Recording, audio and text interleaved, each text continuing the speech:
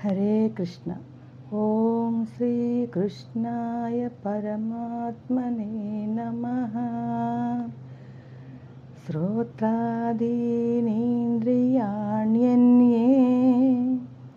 సంయమాగ్నిషు జోహతి శబ్దాదీన్ విషయానన్యే ఇంద్రియాగ్నిషు జోహతి. భగవాను ఏమంటున్నాడంటే చతుర్థాధ్యాయంలో 26వ శ్లోకంలో, కొందరు యోగులు శ్రోత్రాది ఇంద్రియములను సంయమన రూపాగ్నుల యందు హోమం చేయుదురు. అంటే వినికిడి, ఆ వినే విషయముల యందు వాళ్ళకి ఆసక్తి అనేది లేకుండా చేసుకునేవారనమాట. వినే విషయం వల్లనే మనకి కాన్సన్ట్రేషన్ తప్పుతుంది, చేసే పని మీద దృష్టి మరులుతుంది. టీవీలో ఏదైనా ఇంట్రెస్ట్ అయింది వస్తుందనుకోండి, చేసే పని మీద దృష్టి ఉండదు, చేస్తూ ఉంటాం, అది ఒక పక్కన వింటూ ఉంటాం. అలాగే చూడాలనిపిస్తుంది, కళ్ళు వెళ్ళి చూస్తూ ఉంటాయి. అలా వీళ్ళు ఏం చేస్తారంటే, కొందరు యోగులు అలాంటి విషయాల్ని హోమము చేయుదురు. అంటే వాళ్ళకి ఆ విషయాన్ని ఇంకా పట్టించుకోరనమాట. ఎంత పనిలో ఉన్నా, ఎంత తపస్సులో ఉన్నా, చెవులకి ఎలాంటి డిస్టర్బెన్స్ ఉన్నా అది వినిపించుకోకుండా ఆ ధ్యానం చేస్తూ ఉంటారు.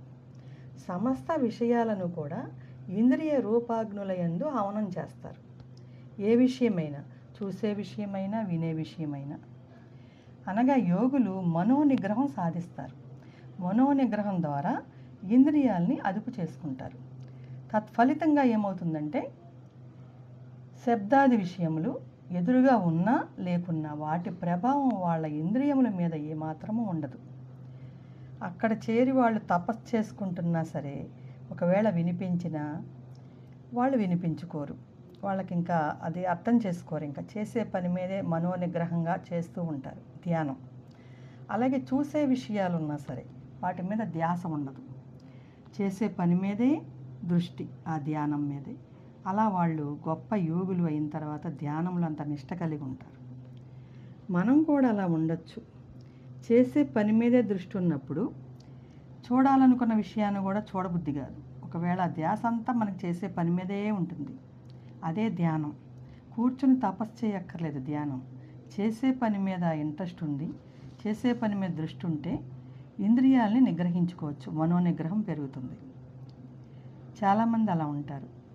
వాళ్ళు చేయాలనుకున్న పనిని చేస్తారు. అటువంటప్పుడు వాళ్ళకి ఏదైనా ఇంట్రెస్ట్ అయింది, టీవీలో సినిమా లాంటిది వచ్చినా, క్రికెట్ వచ్చినా చూడరు.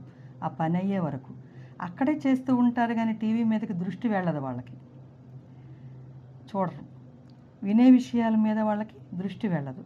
ఎన్నో కబుర్లు చెప్పుకుంటూ ఉంటారు. ఆ కబుర్లలో అసలు వాళ్ళు పాలు పంచుకోరు, ఏమీ మాట్లాడరు వాళ్ళతో. వాళ్ళ పని ఏదో వాళ్ళు చేసుకుంటూ ఉంటారు. అది ఇంద్రియ నిగ్రహం, మనోనిగ్రహం అంటారు.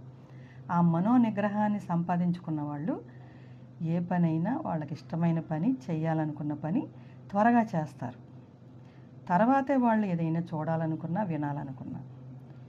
కొంచెం ఎంటర్టైన్మెంట్ ఉండాలి కాబట్టి ఆ పని అయిన తర్వాతే వాళ్ళు ఏదైనా ఎంటర్టైన్మెంట్ చేస్తారు. ముందు ఆ పని అయిపోవాలి వాళ్ళకి. అటువంటి వాళ్ళు ఫ్యూచర్లో చాలా ముందుకెళ్తారు, లక్ష్యాన్ని సాధిస్తారు.